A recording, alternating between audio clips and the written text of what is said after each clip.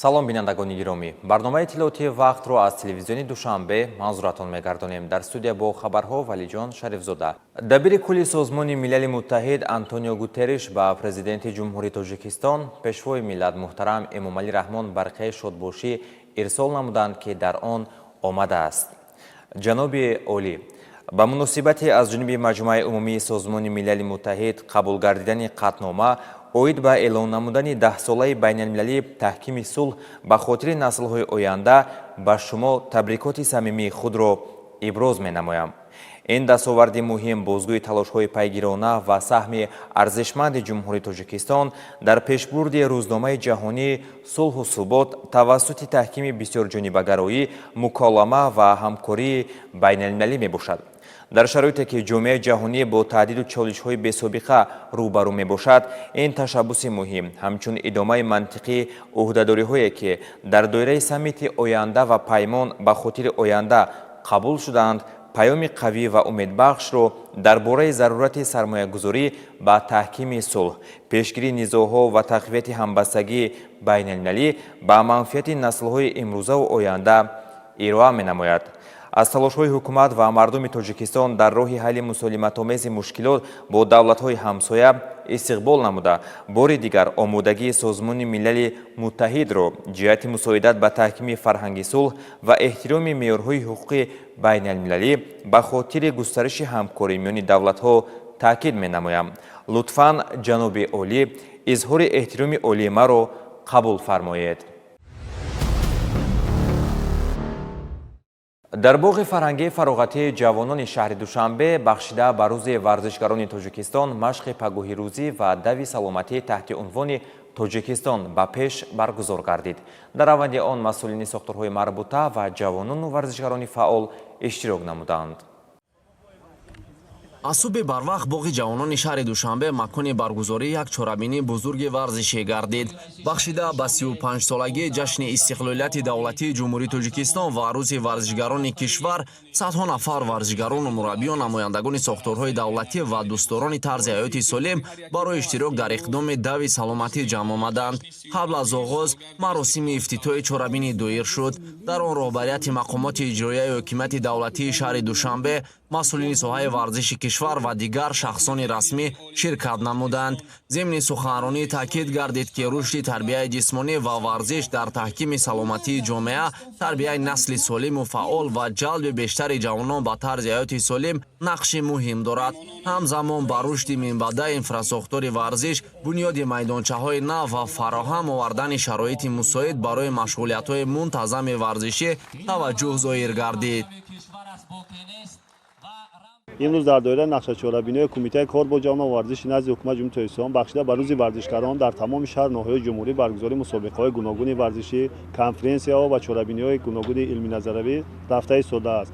ногуфта намонад, ки машқи пагоҳирӯзӣ ва дави саломатӣ таҳти унвони Тоҷикистон ба пеш, ки имрӯз аз ҷониби кумита равандозӣ гардид, дар он зиёди сокинон ва кормандони ташкилоту муассисаҳо инчунин варзишгарон ҷалб гардиданд ва мо хушнуд аз он ҳастем, ки дар фазои сулҳу субот, дар фазои тинҷу оромӣ зери сиёсати хиратмандонаи пешвои миллат президенти Ҷумҳурии Тоҷикистон муҳтарам Эмомалӣ Раҳмон тамоми кору фаъолияти худро роҳбарандозӣ менамоем. пас аз анҷоми маросими расмӣ, иштирокчиён дар машқҳои дастаҷамъонаи пагоҳирӯзӣ ширкат намуданд. машқҳои варзиширо ҷудокори маъруфи кишвар Темур Раҳимов роҳбарӣ кард. таҳти роҳбарию иштирокчиён маҷмӯи ҳаракатҳои ҷисмониро иҷро намуда, мушакҳоро гарм ва худро ба дав омода карданд. баъди машқҳои пагоҳирӯзӣ қисми асосии чорабинӣ дави дӯстӣ оғоз гардид. садҳо нафар ҳамзамон ба роҳ баромаданд. дар ин дав натиҷа танҳо ҳадафи асосӣ набуд. муҳимтар аз ҳама тарғиби дӯстӣ, ҳамбастагӣ, тарзи ҳаёти солим ва ҷалби мардум ба фаъолияти ҷисмонӣ буд. иштирокчиён бо рӯҳияи баланд масофаи муайяншударо тай карданд.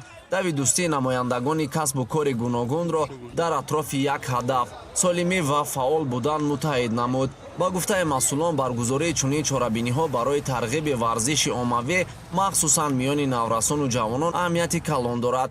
аз рӯи натиҷаи дав ғолибон ва ҷоизадорон муайян гардида, ба беҳтаринҳо медал, ифтихорнома ва тӯҳфаҳои хотиравӣ тақдим карда шуд. Я Рахманова Ганджина. Я занимаюсь бегом уже как 2 года. И в таких соревнованиях я участвую в первый раз и заняла первое место. Я очень рада своей победе. И буду стараться участвовать в таких соревнованиях все больше и больше. И получать призовые места. Амзализода Алишер. Я занял в этом соревновании первое место и желаю, чтобы выступать на Олимпиаде и чемпионате мира. Я желаю, чтобы я получил первое место на этих соревнованиях. Я хочу, чтобы в будущем я стал чемпионом. давид дӯстӣ бори дигар нишон дод ки варзиш на танҳо воситаи таҳкими саломатӣ балки василаи муттаҳид намудани ҷомеа ва ташаккули тарзи ҳаёти фаъол низ мебошад.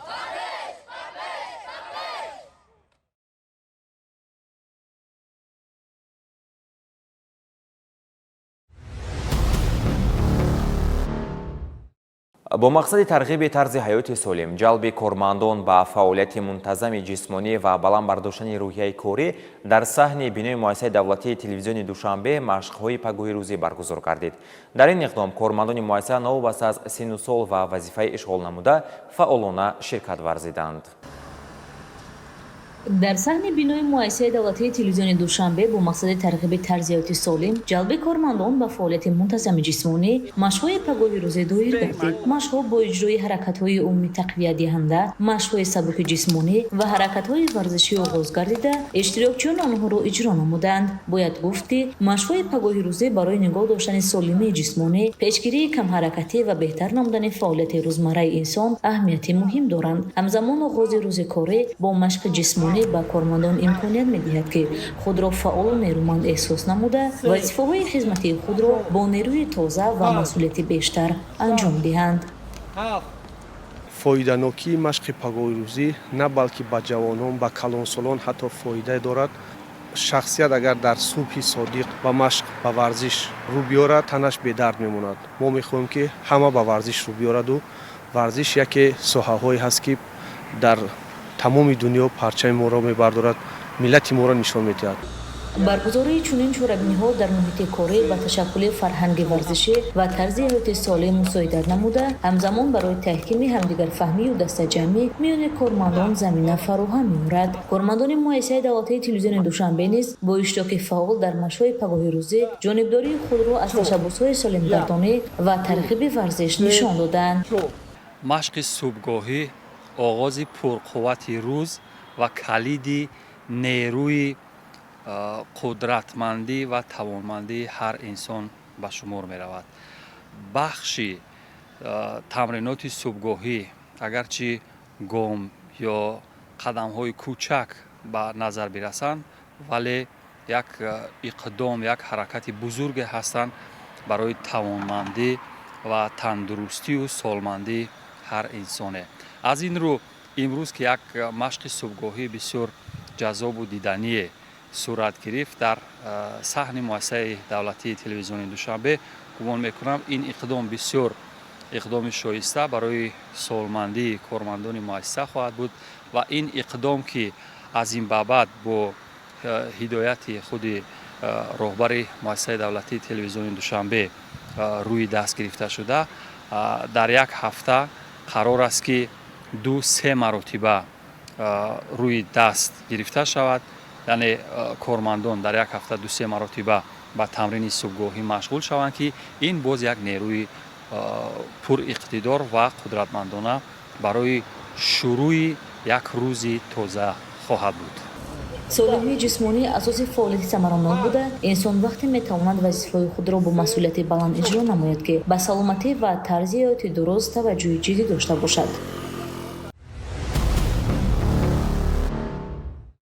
бахшида ба рӯзи варзишгарони Тоҷикистон дар донишкадаи тарбияи ҷисмонии Тоҷикистон ба номи Саид Мумин Раҳимов ҳамоиши тантанавӣ баргузор гардид. дар чорабинии роҳбарони соҳаи варзиш, намояндагони Кумитаи Миллии Олимпӣ, устодону донишҷӯён ва собиқадорони варзиш иштирок намуда, аз дастовардҳои варзишгарон ва нақши варзиш дар муаррифии Тоҷикистон дар арсаи байналмилалӣ ёдовар шуданд.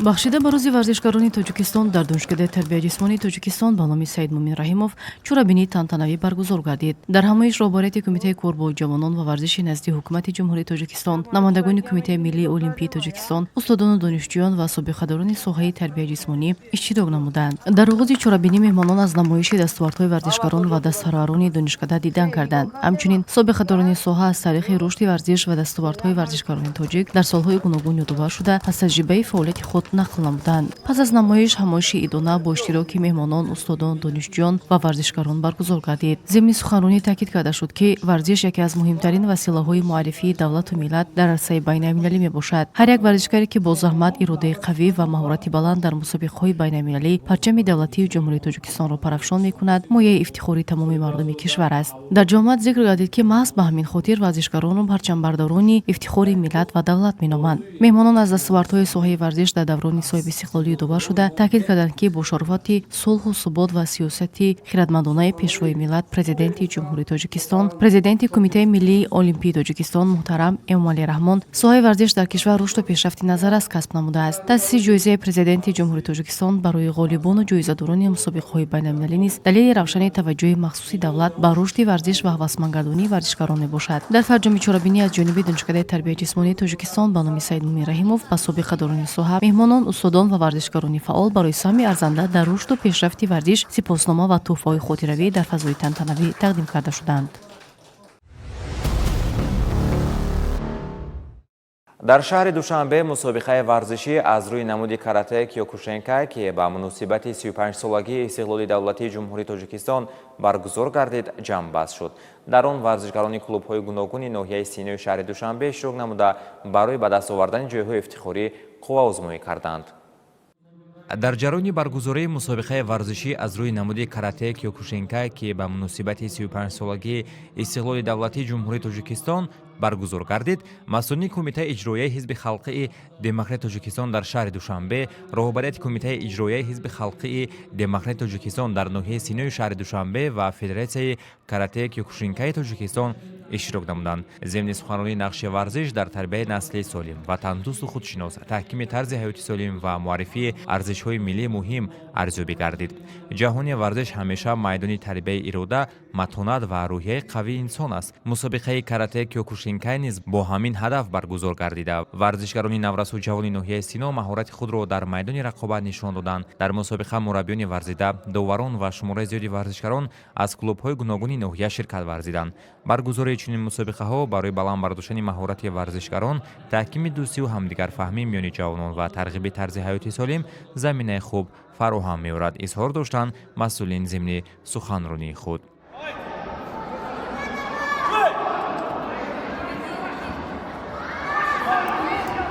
сипас рақобатҳо дар фазои дӯстона ва бо риояи талаботи варзишӣ баргузор шуда, иштирокчиён барои нишон додани маҳорати беҳтарин талош карданд.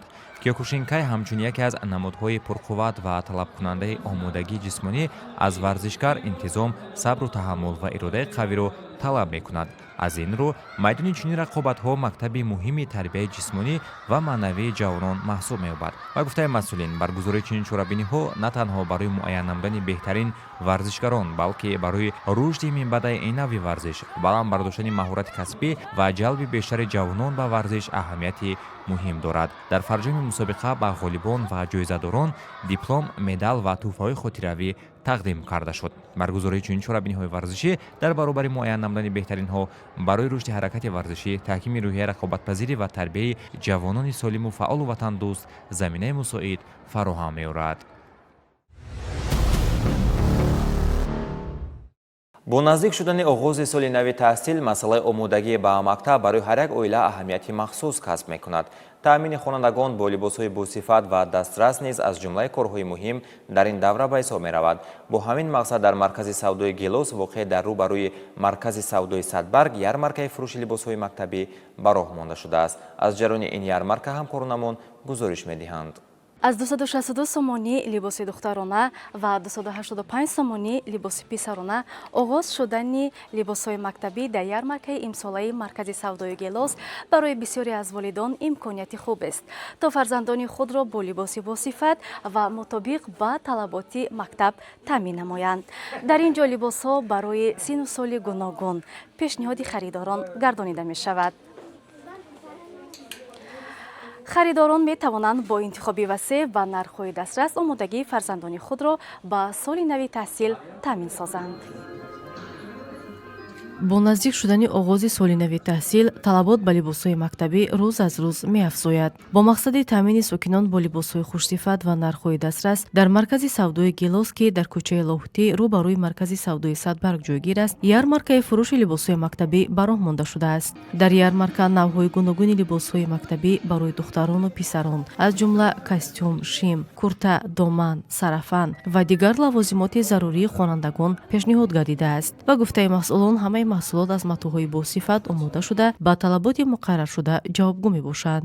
аз он рӯзе ки мо ярмаркаи мактабиро оғоз намудем, падару модарон барои харид намудани либоси мактабӣ ба мағозаи мо меоянд.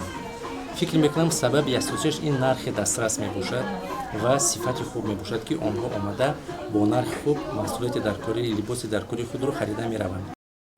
бартарии асосии ин ярмарка дар он аст ки харидорон метавонанд тамоми либосҳои зарурии мактабиро аз ин макон бо нархҳои дастрас интихоб ва харид намоянд. фурӯшандагон барои интихоби андоза ва намунаи мувофиқ низ ба мизоҷон машварат медиҳанд. сифати либосҳои мо хело баланд аст, яъне мизоҷони мо метавонанд як маҷмӯа либос, яъне як сару формаро давоми як соат пӯшанд ва сифати худ, ранги худро вай дигар намекунад, ки ин нишон медиҳад ки мағозаи мо барои сифат аҳамияти ҷиддӣ медиҳанд. нисбати ассортименти либос ҳам мо хело ассортименти васеъ дорем, аз либосҳои ҳаррӯза сар карда то костюмҳои расмӣ, ки барои ҳар як одам стил ва либоси ба худ муносибро пайдо карда метавонад. мағозаи гелос на танҳо мағозаи оилавӣ аст, балки ин интихоби дуруст аст. шумо метавонед ҳамеша биёед либоси ба худ мувофиқро харидорӣ кунед. волидон ҳамроҳи фарзандони худ барои хариди либоси мактабӣ ба ин ҷо омаданд ва аз гуногунии маҳсулот, сифати либосҳо ва мувофиқ будани нархҳо изҳори қаноатмандӣ мекунанд. ба андешаи онҳо ташкили чунин ярмаркаҳо имкон медиҳад ки пеш аз оғози соли таҳсил бо сарфи камтар тамоми либоси зарурии фарзандонашонро дастрас намоянд. ярмаркаи фурӯши либосҳои мактабӣ дар маркази савдои гелос то оғози соли нави таҳсил идома дошта ҳар рӯз харидоронро қабул мекунад. аз ин рӯ сокинони пойтахт метавонанд бо ҳузур дар ин марказ либосҳои босифату зеборо бо нархҳои муносиб дастрас намоянд. фикр мекунам бисёриҳо аллакай барои мактаб харидро оғоз карданд. ростӣ ярмаркаи мактабӣ ки дар гелос оғоз шудааст хело ҳам саривақтӣ аст, интихоби хуб дорад ва айни замон барои тамоми намуди либосҳо 10% тахфиф аст. ба фикрам чунин имкониятро аз даст додан дар кор нест. ҳамин таври ярмарка фурӯши либосҳои мактабӣ дар маркази савдои гелос то оғози соли нави таҳсил идома дошта барои волидайн имконият фароҳам меорад ки либосҳои босифату мувофиқро бо нархҳои дастрас аз ин макон харидорӣ намоянд. таври масъулон иброз медоранд ҳадаф аз ташкили чунин ярмаркаҳо таъмини боз ҳам беҳтари сокинон бо либосҳои хушсифат ва мусоидат ба омодагии саривақтии хонандагон ба соли нави таҳсил мебошад. ҷиҳати шиносоӣ бо фаъолияти сокинон дар маҳал пайваста чорабиниҳои маърифатӣ омӯзишӣ ташкил карда мешавад. тадбири навбатер дар ноҳияи шоҳмансури пойтахт аз ҷониби масъулин дар сатҳи зарурӣ роҳандозӣ шуд. гузориши ҳамкоронамон дар ин бора омода гардидааст. бо мақсади иҷрои дастуру ҳидоятҳои пешвои миллат муҳтарам эмомалӣ раҳмон шиносоӣ бо вазъи зиндагии сокинон дар маҳал, истифодаи самараноки заминҳои назди ҳавлигӣ, таъмини захираи кофии маводи озуқа барои фасли зимистон, инчунин тарғибу ташвиқи расму оин ва анъанаҳои миллӣ, рушди ҳунарҳои мардумӣ, омода намудани таомҳои миллӣ, тарғиби либоси миллӣ ва эҳёи суннатҳои некинёгон бо ташаббуси мақомоти иҷроияи ҳокимияти давлатии ноҳияи шоҳмансури шаҳри Душанбе дар маҳаллаи Гастело Боздид бо усули хона ба хона ва маҳалла ба маҳалла анҷом дода шуд. дар раванди ин тадбир намояндаи кумитаи корбозанон ва оилаи назди ҳукумати ҷумҳурии тоҷикистон, масъулини мақомоти иҷроияи ҳокимияти давлатии ноҳияи Шоҳмансур, роҳбарияти раёсати корбозанон ва оилаи мақомоти иҷроияи ҳокимияти давлатии шаҳри Душанбе ва фаъолзанони пойтахт иштирок намуданд. зимни боздид масъулин бо вазъи заминҳои назди ҳавлигӣ, тарзи истифодаи самараноки онҳо, инчунин истеҳсол ва захираи маҳсулоти ғизоӣ дар хонадон шинос гардида, бо аҳли оила оид ба аҳамияти захираи маводи озуқа барои фасли зимистон, истифодаи мақсадноки заминҳои назди ҳавлигӣ ва беҳтар намудани вазъи иҷтимоию иқтисодии оила суҳбат намуданд. мо тамоми занҳои маҳалла, сокинои маҳалла даста ҷамъона با رئیس‌های شورای محله ناحیه شاهمنصور که امروز ما برای احیا کردن عنعنه‌های ملی جشن برگزار گشته ایستاده است و همزمان با جوانان با نسل امروزه که ما خوراک‌های ملی و چطور تیار کردن خوراک‌های ملی را به جوانان آموخته ایستاده ایم. امروز بیشتر جوانان انمی خوراک‌های ملی برخوردار نیستند. به این خاطر ما تیار کردن بریدن آش توپه یا آش بریده یا اوماش که اوماش از خوراک‌های قدیمی ملی خلق تاجیک است، امروز ما انمی خوراک‌های تیار کردیم. ҳамзамон аз ҷониби аҳли оилаи мазкур ва дигар сокинони маҳалла намунаҳои ҳунарҳои мардумӣ, таомҳои миллӣ, инчунин маҳсулоти дастии дорои нақшу нигори миллӣ аз қабили чакандӯзӣ ва зардӯзӣ ба маъраз гузошта шуда, сару либоси миллӣ ва дигар анъанаҳои хоси фарҳанги миллӣ ба меҳмонону иштирокчиён муаррифӣ гардид. бояд зикр намуд ки ҳунарҳои мардумӣ на танҳо таҷассумгари зебоӣ, завқи эстетикӣ ва маҳорати ниёгон мебошанд, балки ҳамчун ҷузъи муҳими фарҳанги миллӣ дар таҳкими худшиносӣ و هویت ملی نقش ارزنده دارند. با زنها و دختران نشان میدیم که بینن، یاد گیرن، اوقات ملی رو فراموش نکنن، زنده کنن. فطیر مسکه، قروت، شکر و آش بریده، تمام اوقات های ملی رو باید ما زنده کنیم.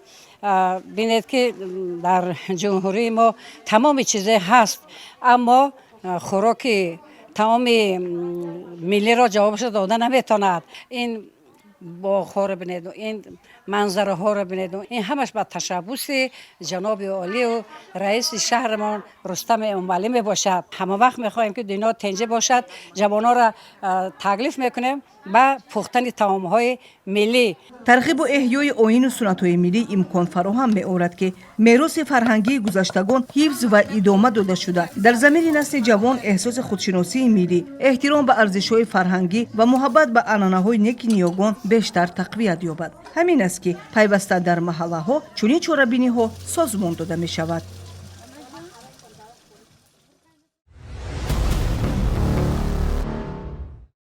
дар ноҳияи фирдавсии шаҳри душанбе бахшида ба ҷашни 35-солагии истиқлоли давлатии ҷумҳурии тоҷикистон маъракаи дастаҷамонаи шанбегӣ баргузор гардид. бо ташаббуси муассисаи давлатии нигоҳдории боғу гулгашт, майдончаҳои варзишию бозии кӯдакони ноҳияи фирдавсӣ, кормандони муассиса дар яке аз майдончаҳои варзишӣ ва бозии кӯдаконаи кӯчаи Борбад корҳои ободонию созандагиро анҷом доданд. ободонию созандагӣ дар пойтахти мамлакат ба як ҷараёни доимӣ табдил ёфтааст. дар доираи омодагиҳо ба ҷашни 35-солагии истиқлоли давлатии ҷумҳурии тоҷикистон дар ноҳияи фирдавсӣ низ корҳои ободонӣ вусъати тоза гирифтанд. ин навбат кормандони муассисаи давлатии нигоҳдории боғу гулгашт, майдончаҳои варзишиву бозии кӯдакони ноҳияи фирдавсӣ дар доираи маъракаи дастаҷамонаи шанбегӣ дар кӯчаи Борбад назди биноҳои сухоматии рақамҳои 82 ва 84 ба тоза озода ва зебогардонидани майдончаи варзишӣ ва бозии кӯдакон машғул шуданд. дар ин рӯз корҳои гуногуни таъмирӣ ва рангуборкунӣ анҷом дода шуданд. аз ҷумла качелиҳои майдончаи бозии кӯдакон ки бо гузашти вақт намуди зоҳири онҳо фарсуда гардида буд, аз ҷониби кормандони муассиса рангубор карда шуданд. ҳамзамон мавзеъҳои нишасти сокинон низ аз нав рангубор карда шуданд. ин тадбир на танҳо ба беҳтар шудани намуди зоҳирии майдонча мусоидат мекунад, балки барои фароҳам овардани шароити мусоид барои истироҳату фароғати сокинон низ аҳамияти муҳим дорад. майдончаи мазкур барои кӯдакон ва сокинони маҳалла яке аз мавзеъҳои муҳими истироҳату фароғат ба ҳисоб рафта, тозагӣ, нигоҳдории дуруст ва таъмири саривақтии таҷҳизоти он барои таъмини муҳити бехатару муносиб муҳим мебошад. дар баробари корҳои рангубор ва таъмир ба зебоии муҳити атроф низ таваҷҷӯҳи махсус зоҳир карда шуд. дар атрофи майдончаи варзишӣ парчами давлатии ҷумҳурии тоҷикистон парафшон гардид. кормандони муассиса ҳамчунин дигар корҳои марбут ба нигоҳдорӣ ва таъмири майдончаи варзиширо анҷом доданд. ҳадаф аз ин иқдом фароҳам овардани шароити беҳтар барои машқу тамрини ҷавонону наврасон ва истифодаи самараноки иншооти варзишӣ мебошад. маъракаҳои дастаҷамонаи шанбегӣ дар баробари тозаву озода намудани муҳити зист ба таҳкими ҳисси масъулияти шаҳрвандӣ ва фарҳанги шаҳрнишинӣ низ мусоидат мекунанд. хусусан барои пойтахти мамлакат ки симои он ҳамарӯза рушд карда мавзеъҳои зироатӣ, боғу гулгаштҳо ва майдончаҳои варзишиву бозии кӯдакон васеъ истифода мешаванд. нигоҳдории дуруст ва ободии чунин мавзеъҳо аҳамияти хос дорад. дар тавозуни муассисаи давлатии нигоҳдории боғу гулгашт, майдончаҳои варзишиву бозии кӯдакони ноҳияи Фирдавсӣ 23 боғу гулгашт ва арчазор қарор дошта, кормандони муассиса барои тозаву озода ва сарсабзу хуррам нигоҳ доштани ин мавзеъҳо мунтазам корҳои тозакорию ободонӣ анҷом медиҳанд. яке аз чунин мавзеъҳо гулгашти кӯчаи Фирдавсӣ воқеъ дар назди бинои иstiqomatии рақами 109 мебошад. дар ин гулгашт низ кормандони муассиса ба тадбирҳои тозакорӣ ва нигоҳубини сабзазорҳо машғул шуданд. онҳо мавзеъҳои сарсабзи гулгаштро аз алафҳои хушкшуда тоза намуда, барои боз ҳам зебо обод гардидани муҳити атроф корҳои заруриро анҷом доданд. ҳамзамон гулҳои ороишӣ ва мавсимии ин мавзеъ хишова карда шуданд. бо тоза намудани алафҳои нолозим ва нигоҳубини гулҳои ороишӣ намои гулгашт ба таври назар аст беҳтар гардида муҳити он боз ҳам сабзу хуррам ба назар мерасад. тибқи иттилои масъулини нигоҳубини боғу гулгаштҳо кори якрӯза набуда, он мунтазам анҷом дода мешаванд. тозакунии сабзазорҳо аз алафҳои хушкшуда, хишова, нигоҳубини гулҳои ороишӣ ва дигар корҳои мавсимӣ аз ҷумлаи тадбирҳое мебошанд ки барои нигоҳ доштани ҳусни мавзеъҳои сабзу хуррам роҳандозӣ мешаванд. ҳифзу нигоҳдории чунин мавзеъҳои сабз ва ободу зебо яке аз самтҳои муҳими корҳои созандагӣ дар пойтахт буда, идомаи он ба боз ҳам зебо гардидани муҳити зист ва беҳтар шудани шароити истироҳати сокинон мусоидат хоҳад кард.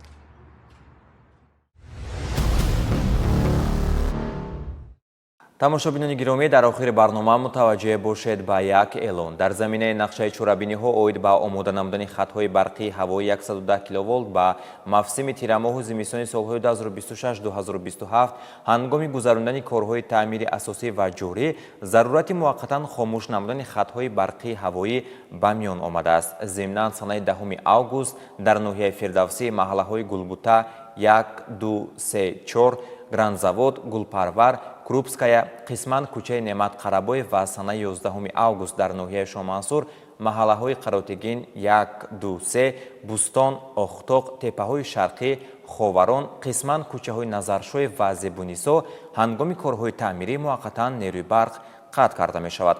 аз сокинон даъват карда мешавад ки моҳияти ин амалро дуруст дарк намоянд, зеро бе қатъи барқ иҷрои корҳои таъмирӣ ғайриимкон аст. бинандагони гиромӣ, бо нашри ҳамин матлаб расидем ба фарҷоми барномаи иттилоотии вақт. барномаҳои дигари телевизиони Душанбе идома доранд. хайр, саломат бошед.